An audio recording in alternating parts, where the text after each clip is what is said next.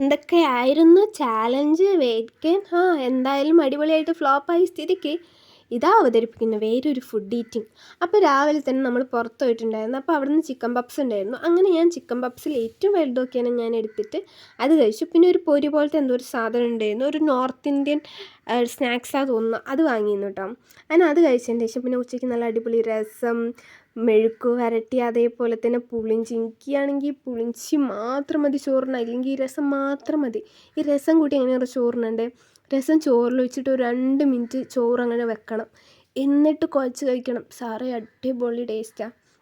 അത് കഴിഞ്ഞതിന് ശേഷം പിന്നെ അച്ഛൻ വന്നപ്പോൾ അച്ഛൻ പരിപ്പ് വട, സമൂസ, പിന്നെ എന്തോ ഒരു അപ്പം, ഞാൻ അപ്പത്തിൻ്റെ പേര് മറന്നുപോയി, ഈ അപ്പം ഉണ്ടായിരുന്നത്. അപ്പോൾ ഇതൊക്കെ കുറച്ച് ഒരു കടി പകുതി അങ്ങനെയൊക്കെ കഴിച്ചേ. അത് കഴിഞ്ഞിട്ട് പിന്നെ നൈറ്റായപ്പോൾ ഉള്ളിക്കറിയും പൊറാട്ടയായിട്ട് കഴിച്ചേ. ഒന്ന് മാത്രം പൊറാട്ട എടുത്തിട്ടുള്ളൂ. അത് കഴിഞ്ഞതിന് ശേഷം പിന്നെ ഞാൻ റാഗി കുറുക്കി കഴിച്ചു കേട്ടോ പാലിൽ. അപ്പോൾ അത് കഴിച്ചു. അങ്ങനെ നമ്മുടെ ചാനൽ സബ്സ്ക്രൈബ് ചെയ്യണേ. അപ്പോൾ ഓക്കെ.